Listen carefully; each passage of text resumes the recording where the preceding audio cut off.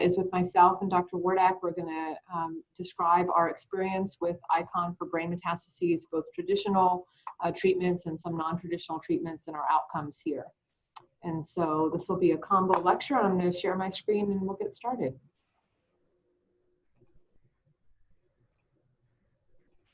Anyways, again, this is a lecture on brain metastases. Welcome to the afternoon session. I hope everyone got some lunch.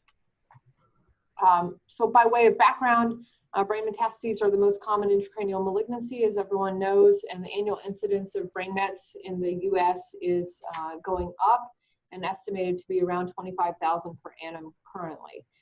Improvements in systemic therapy, particularly immunotherapies and targeted therapies, have led to increased survival even for patients with stage 4 disease. And so we are seeing much more intracranial metastatic burden. And historically, you know, patients have only died from brain mets from diseases like melanoma, but now the oncologists are so facile at controlling other pathologies below the neck that more and more patients with more traditional cancers, lung, breast, are dying from brain disease. And we really want to do everything in our power to prevent that.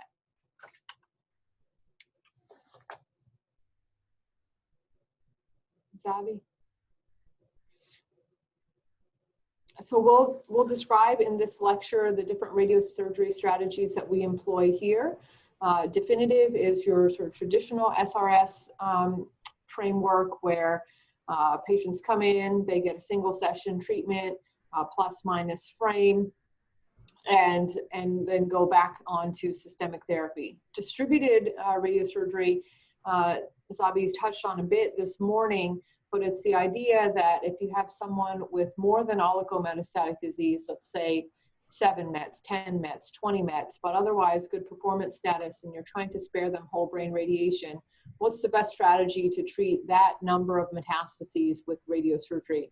And how do you do that without causing a large dose to the intervening normal brain all in one sitting? And so distribution allows us to treat clusters of lesions on different days, and so we try to separate them in space and in time so that there's some time for tissue healing, and we'll show you examples of that. And really this is made possible by the ICON technology because we can use a mask instead of a frame. Fractionated radiosurgery is obviously taking one lesion and giving it smaller doses over numerous days as opposed to single session treatment. And this is also made possible by the ICON machine because we can do mask-based treatments, and this is particularly useful for large metastases in patients who are otherwise clinically unwell and can't go to surgery, even though the lesion might look like a good surgical target on imaging, but the patient does not. And then pre and post-operative SRS to try to decrease the rates of local recurrence around big cavities and to decrease the risk of carcinomatous meningitis in the case of neoadjuvant treatments. We'll talk about that as well. All right, so I'll talk about definitive SRS. So this is kind of some bread and butter classic radiation oncology literature in here. So may I control the screen, Toral? Oh, yes. Hang on. Oh, I got you. All right, I think I gave it to you. It's just showing your wallpaper right now. It says waiting for Zabi to control your screen. Okay. Click off of it, Zabi, see if you see another button. I hit the button that approved you. All right. It's only just showing now your wallpaper and the million icons that you have on it. So now we know what's on in your brain. So I'm gonna actually, it doesn't look like it's working right. I'm just gonna give up the remote control. Okay. And then maybe I can just share my screen and run it. Yeah, okay. I'll run mine in parallel and we'll go back and forth. Okay. So I stopped mine. Yeah, I've always found that someone's desktop is very telling of their person. Don't judge. No judgment. I have lots of little kids. All right. So, and no tractors. No tractors, that's right. All right, do you guys see it okay? Yeah. All right, so just some classic stuff. So this is the old school RTOG clinical trial from the 90s where they were doing dose escalation, trying to find what's a SRS dose based on the size of tumors. And we know this had, several problems in that baseline. Most of these patients had whole brain. It wasn't all Mets, they had gliomas. But what they found was that for less than 2 cm, guidelines ultimately led to 24 gray, 2 to 3 being 18 gray, and then 3 to 4 being 15 gray. And then, in the metastases world, right, you can find papers that can justify whatever, really dosing scheme that you want. And we'll kind of just go through what we do, but this is just good to have as a reference of the classic dosing. It was interesting from that original paper when they looked at control rates in enrolling centers based on whether they were treated with a Linac versus a Gamma knife. There were better control rates with the Gamma knife than there were with the Linac. So with that being, old school in the 90s tech clinical trial and patients having had previous whole brain, we're running just a dose escalation trial right now ourselves, where we're trying to see if we can get more dose in based on the size of the lesion. And obviously these patients have no background whole brain. So we stratify it a little bit more granularly with less than 1, 1 to 2, 2 to 3, and then 3 to 4. And we're just escalating by 3 gray. So this is enrolling well for us. It's a nice clinical trial. As far as a number of Mets, obviously now that you have the icon, you have a lot more flexibility in the number of Mets you can treat. We know Brain Lab with the multi-Met, they're treating multiple Mets as well. So old school, 1 to 3, 1 to 4 Mets, that's just no longer the case. We know we can treat, many more Mets. This was a nice paper back in the Lancet several years ago from Japan where they showed that if you're treating 5 to 10, it's no different outcome than 2 to 4. So you shouldn't use that as justification of withholding SRS. So this was the scenario that I posed this morning where we can run into problems where if you have adjacent metastases, baseline edema secondary to them, and then if we treat them at the same time, and this was a frame case, you can see the fiducials on the MRI here, you get an intermediate cloud of dose such that, a V12 for a normal brain getting 12 gray or more is going to be prohibitively large in that single session. And then we can end up in situations like this with symptomatic and significant necrosis with edema. And then we're going to be calling Dr. Patel and Dr. Mickey and begging for their help. So what we've looked at is, trying to utilize this technology for treating these with, what we call distributed SRS, and that just goes off of the principle of breaking up adjacent targets both spatially. So treat ones that are close together as far apart in time. And we're running a clinical trial, for patients with 6 or more Mets. And what we're looking at is first, okay, if we're treating, 30, 40 Mets, what's the right dose? So we're first dose escalating to see if there's any toxicity. We're going 15 grays where we're starting and moving on up. And we're treating all of the Mets irrespective of size to that dose. And we'll show you some literature when it comes to the next lecture, our thoughts on especially smaller Mets and getting lower dose, which we feel is adequate. But also, this is a situation where you have patients with a significant greater intracranial disease burden, likely greater systemic disease burden when they have 20, 30 Mets, potentially, versus the classic literature where patients are getting SRS for 1 to 3, 1 to 4 Mets, even up to 10, that's been well published. So we just want to make sure that, it's safe, and we're going to be treating a lot of that. So that's the first phase of the trial. And then the second phase that we're doing is we're also just going to be measuring neurocognitive outcomes. So then we're just going to compare what's the patient's, memory at 4 months when they're getting SRS, let's say to 20 Mets, and comparing it to classic values, which would be obtained from whole brain literature. So when it comes to the dosing, and this is, a nice paper that we like to use and reference, and it's also, collaborated our experience. It's that small METs we found, we have this paradox where in that 9005 RTOG clinical trial, small METs got high dose, big METs got low dose. And that's just not the philosophy in any way in radiation oncology.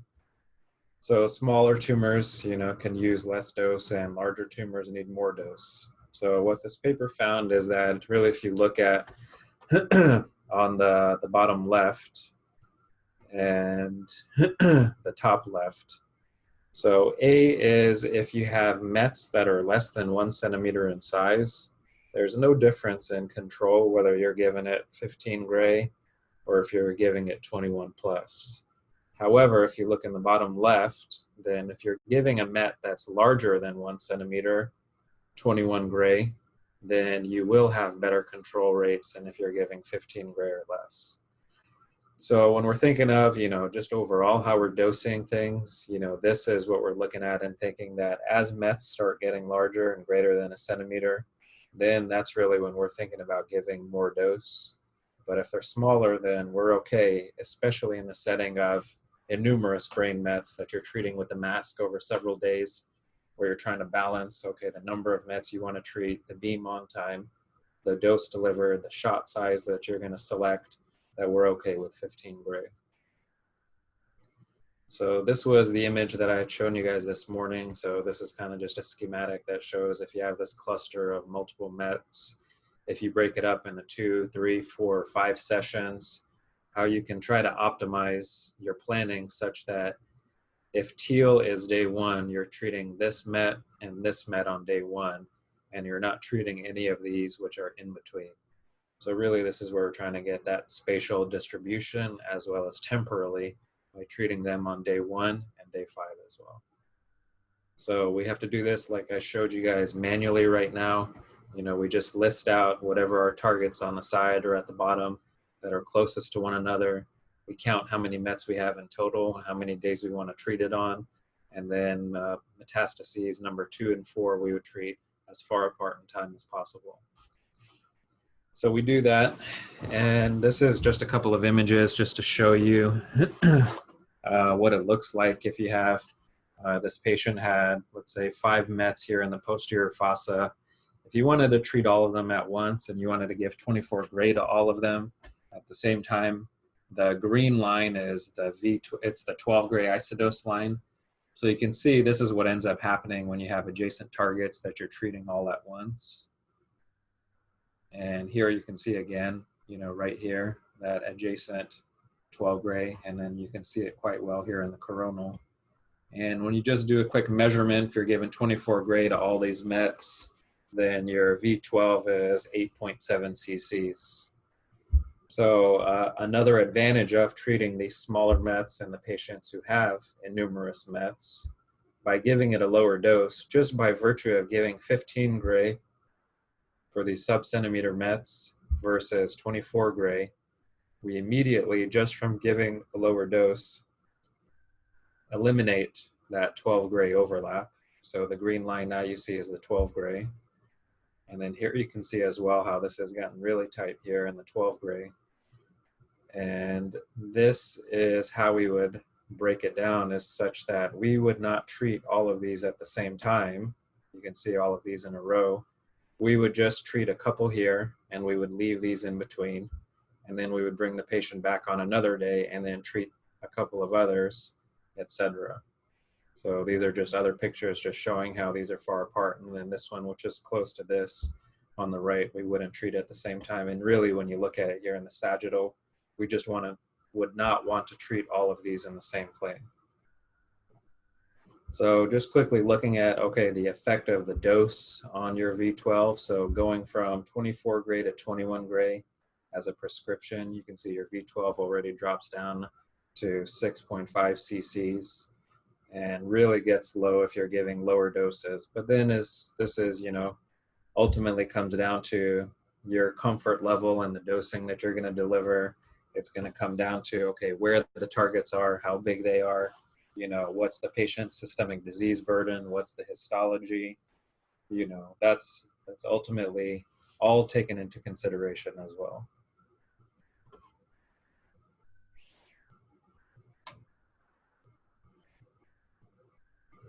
So I'll turn it over now to Dr. Patel.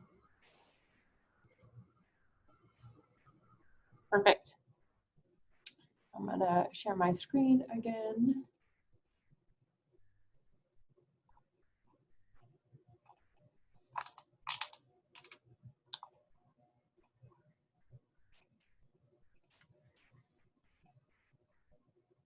Okay, I'm going to speak about the two operative indications for Gamma knife radiosurgery and combining SRS with surgical resection. And so the gold standard is postoperative SRS. And in this schema, a patient undergoes surgery of a large metastatic lesion that's symptomatic. And then we deliver post-op SRS to the cavity to decrease the risk of local recurrence. And so about 2 years ago now, 3 years ago, there's two papers published side by side in Lancet Oncology, one out of Canada and the other out of MD Anderson, looking at postoperative SRS, one compared to whole brain therapy and the other compared to observation for resected brain metastases. And these were randomized phase 3 trials, really good data. And what it showed us was that in the Toronto paper, in the Canadian paper, that patients who received postoperative SRS versus whole brain radiation therapy had much better cognitive outcomes in the SRS group, and this is logical based on the other whole brain radiation cognitive data that already exists in the literature. And so in terms of patient quality of life, they were improved if they had post-op SRS as compared to whole brain radiation. And then with similar rates of local control, I should say. Distant control was better in the whole brain radiation therapy group, as you would expect, but overall survival was not, and any distant recurrences could later be salvaged with SRS. And so overall, this was a win for the SRS group in terms of quality of life. And then the MD Anderson study looked at postoperative SRS versus observation and found improved rates of local control in those patients who were randomized to the SRS group. And they provided some data about dosing schema. And so for resection cavities that were less than 10 cc's, they gave 16 gray for 10 to 15, 14 gray, and greater than 15 cc's, 12 gray, all delivered in a single fraction.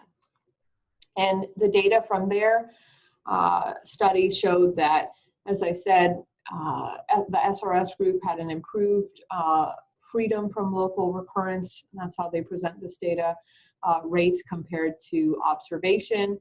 Their overall survival was the same, and so the observed group could be salvaged later, but they required further treatments later, and so you could sort of make it a cleaner experience for the patient if you did it up front. And then the freedom from distant brain metastases was not significantly different between the two groups, which was logical and makes sense.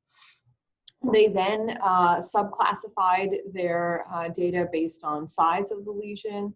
And so lesions less than 2.5 centimeters in size versus 2.5 to 3 versus 3.5 versus greater than 3.5. Not surprisingly, those lesions that were less than 2.5 centimeters did better in terms of local recurrence. We know this, and there's been other versions of this data presented.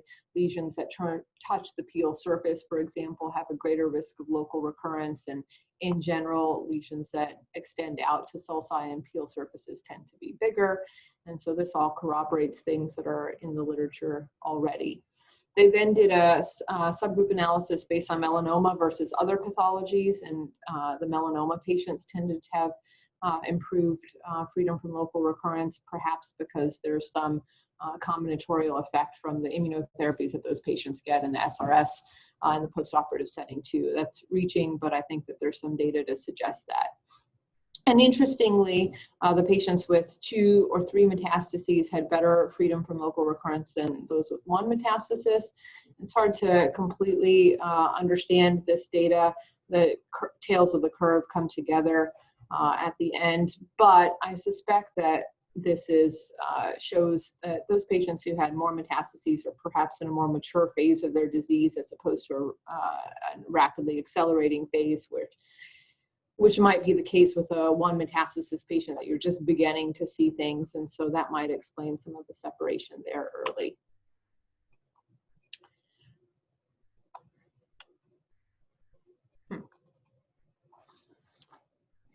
Screen has frozen. I will try to get us back online. Okay. So these are some examples of cases that we've treated with post-op SRS. So this is a woman with a large left cerebellar brain met from lung cancer. This was her resection cavity post-operatively. We don't have the T1 pre, but this is all small amounts of T1 shortening, and the patient had a gross total resection. And this was her post-op SRS cavity, and we delineated that, and we calculated target volume, and it was in the 10 to 15 range. And so she got that intermediate dose based on the Anderson data, and we gave her 14 at the 50 in a single fraction, and she is now 4 years out and still free of disease. This is a man with a prostate cancer metastasis, which is rare, as we all know, with a big cystic component and then a more superficial nodular component, and he presented with a hemiparesis that was initially confined to his leg and underwent an extensive spine workup, and then eventually the symptoms moved up to involve his arm as well, prompting intracranial imaging. And so he had resection of this lesion and rapid symptomatic relief, and then he had a resection cavity that looked like this, and ultimately we waited a little bit for that cavity to involute so we could give a more potent dose. And so about 2 months later, we treated the tract and the remainder of the cavity, and at that point it was less than 10 cc, so he got 16 at the 50 in a single fraction. He's several years out now as well. This is a woman who had a large breast cancer metastasis, and she presented with a tumor that was 3 times the size of this cavity. It was really quite impressive and altered and hemiparetic and aphasic. And she had an extensive resection, but still some residual, primarily along ependymal surfaces. And so this cavity was quite large, and so we decided to fractionate it. And so we gave her 5 times 5. And eventually she had some recurrence within this cavity, but this held her for a good 18 months before she needed further treatment. And we felt like because she had active disease along the walls of her resection cavity and the ependyma, that we couldn't wait an additional period of time for the cavity to involute further and get a more potent single fraction dose. That's postoperative SRS, and again, that's a traditional schema, and there's been now lots of data that shows that giving it in this setting improves the local recurrence rates for all patients. But it is messy for anyone who's done postoperative SRS to the resection cavity. It's messy to give because in the immediate postoperative period, there's a lot of non-specific findings. Surgeons like myself put down Surgicel along the walls of the resection cavity that can show up bright on T1 imaging, and so it can be hard to adequately delineate the target. And also, if there's any ischemic changes around the resection cavity, those will start to enhance in the subacute period, 2 to 6 weeks post-op. And so often that's when the radiosurgery is happening, and then you're not sure if that enhancement is just a subacute infarct or if it's tumor recurrence. And so it's a messy thing to delineate. And so for that reason, preoperative SRS was sort of thought of. And in addition to that, we know, and there's good data that shows that surgical manipulation of brain metastases results in an increase in carcinomatous meningitis. And that's particularly true in the posterior fossa, where the surface area of the fovea is so great. And so if you can't take the lesion out en bloc and you take it out piecemeal, then you significantly increase the risk of spreading tumor cells into all those fovea and patients developing carcinomatous meningitis. And so the thought, in addition to better target delineation, was that if we give patients preoperative neoadjuvant SRS, perhaps we can decrease this rate of carcinomatous meningitis by rendering all of the tumor cells at least partially dead, so that if they do migrate away from the surgical cavity by physical manipulation, hopefully they'll have some lethal radiation-induced mutation and not cause a new problem. And so we really liked this idea. We thought it was elegant. It wasn't our idea to start with. There's a group out of Carolina and Emory who published much of the early data, but we have our own experience, and I'll show that to you as well. And I will say that for surgeons, you know, it is ideal to take out brain mets on block, and that's our goal here. But most of the metastases that come to surgery these days cannot be taken out on block, because if they were small enough to come out that way, then they're probably small enough that they could just be treated with Gamma Knife. And so we're selecting for a particularly high-risk brain met population when we take them to the OR. And so this is one of the original papers that was published in Neurosurgery out of the Carolina group, comparing preoperative with postoperative SRS for resected brain mets. And this table, which is busy, just basically shows that the cohorts are well matched. And if we then go to their actual data, so better if this was in colors, but it's not, it's dashed. But those patients who got post-op SRS versus pre-op SRS had similar rates of local recurrence, and so both modalities worked well to control the resection cavity. But the rates of postoperative leptomeningeal disease was much higher in those patients who got post-op SRS, these up here, versus those that had pre-op SRS. And so clearly the rate of carcinomatous meningitis decreases with the neoadjuvant protocols. And then they also looked at patients with symptomatic radiation necrosis, and there was no significant differences between those who received pre-op versus post-op SRS. And this is important because when you have a big metastasis that you think needs surgery and you're trying to give it a reasonably good dose in terms of biological control, you can worry that you're irradiating this huge mass and maybe they're going to set them up for radiation necrosis 6 and 12 months down the line. But it turns out that by surgically removing that lesion, you likely remove sort of the festering nidus for radiation necrosis, and so that doesn't seem to be an issue. We published our own series in World Neurosurgery a couple years ago that confirms most of these findings. We tended to select for cerebellar metastases, posterior fossa metastases, and so again, we've mostly targeted the high-risk group with this strategy at UT Southwestern. And so here's a patient that was treated with neoadjuvant SRS. This is the renal cell cancer metastasis, and he received 15 gray in a single fraction and then went to surgery the next day and had this removed. There's incidentally in our patient population and what's out in the literature not been any increased risk of wound infection, wound breakdown, post-operative complications with respect to edema or ischemia. It seems to be pretty well tolerated from a surgical perspective, and it makes sense because the skin is not getting a huge dose. And this is what the plan looked like in terms of hotspots and isocenters. And this is this post-operative MRI, and you can imagine that if we were then like going in and trying to delineate a target in this patient post-op, if they had not received the neoadjuvant treatment, it would be hard to know what to target. Is this dural thickening from the dural substitute? Is this real dural thickening from tumor? I happen to know that all this dura was excised because the lesion was arising off of the dura, but if you were trying to give this cavity SRS, you might have a hard time.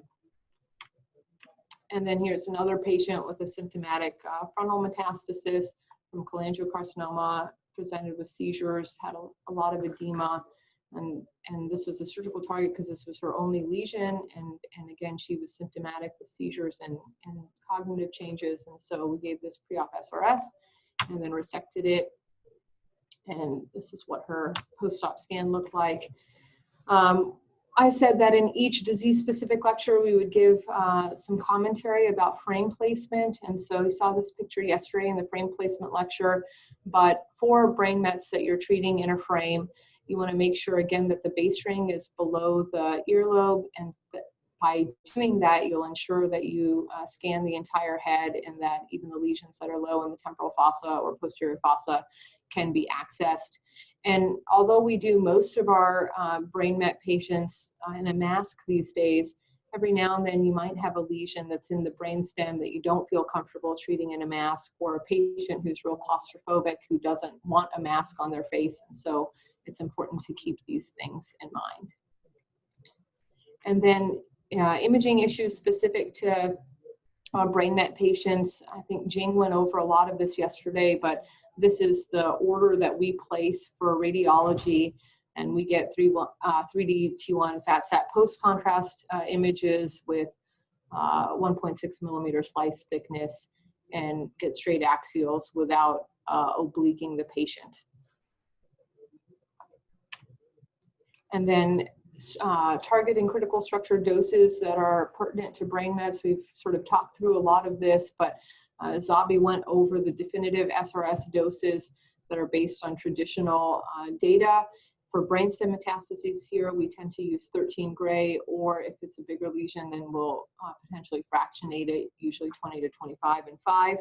And we tend to prescribe to the 50% plus minus 20% isodose line.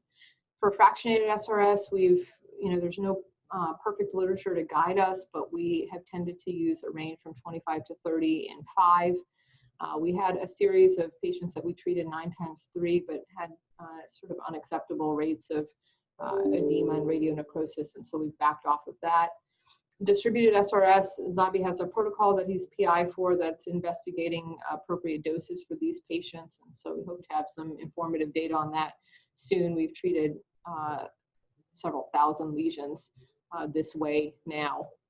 And then postoperative SRS, we employ the MD Anderson data primarily, as I said, 16, 14, and 12 for the bandwidths that we described earlier. And then if the cavity has a single linear dimension greater than 4 centimeters, we've tended to move that into the fractionated scheme of 25 times 5. Preoperative SRS, the data is all over the place really about what dose to use. And so it's been very patient and physician specific at our institution. But I think that there are national efforts to try to standardize this. So I expect that we'll get some more guidance on this in the coming years. And then we use a optic pathway max point dose of less than 8 gray, as I think most places do. And then I usually end my part by plugging this little paper that I wrote a long time ago now, but this is an AJNR, and it's like 10 years old now, but I trained at Yale, and they had a very active Gamma Knife program there. And one of the projects that I did as a resident was looking at the MR imaging changes following radiosurgery. We looked at 500 brain mets, and it turns out, as we all know, who've treated these patients, some patients will have this tiny met like this that is stable on 3 and 6 month surveillance imaging, and then one day blows up for reasons that are unknown. And then there'll be patients in group B who have this lesion that looks somewhat worrisome at this intermediate period, and everyone's sort of wringing their hands about it, and then it starts to regress seemingly on its own.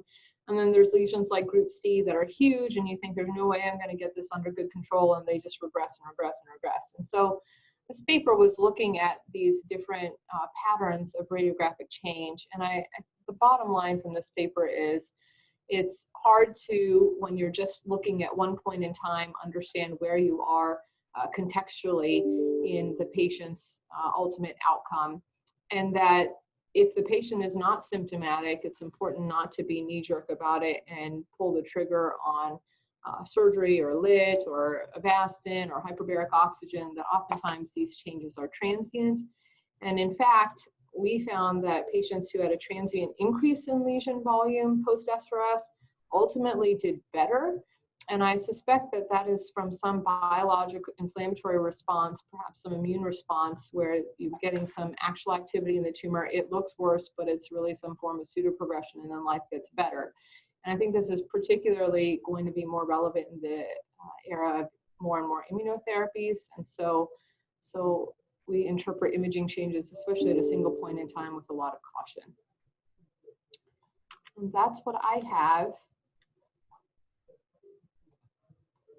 I'll pause for questions.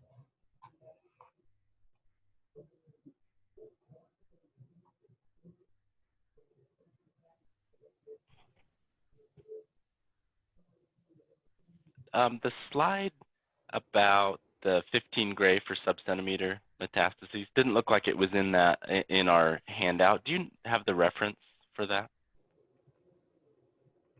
Yeah, I can send it to you. Thanks. When you do pre-op SRS, you mentioned the case that you discussed, the patient went to surgery the next day. Generally, how long do you wait after SRS to operate? Yeah. We've done several patients same day, and the most we've waited is a week. And usually that's just been because of scheduling or insurance issues. But most patients go to the OR in the first 72 hours, as early as 1 day, as late as 7. That's a nice part of the mask too. We've had patients, because Dr. Patel's operating theater is a few floors above us. So the patient gets treated here in the morning with the mask, and then they just go upstairs and then they have surgery. When you look at the amount of normal brain getting 12 gray, do you have a specific cutoff when you decide to do distributed, or how do you look at that 12B12? Yeah, I mean, we're not looking at it and using that, to be honest, as our threshold. I mean, we'd like to keep at all times less than 10 cc's for V12, essentially for anything that we're treating, which you should. You know, you saw even though we were treating that big cluster of posterior fossa mets and all of them going to 24 gray, you know, the volume that was getting 12, that's the beauty also of the machine, is that, you know, normal brain is getting, you know, very low dose throughout. So that would be if you wanted to have an absolute number, but more when we're thinking of the distribution is just purely from a proximity standpoint. And then also just looking at it, if you see, you know, you had something you need to fractionate and you had other mets that you were going to do single session for, that then just coming up a way to treat single mets as well as the fractionated mets as you continue on through the patient's treatment.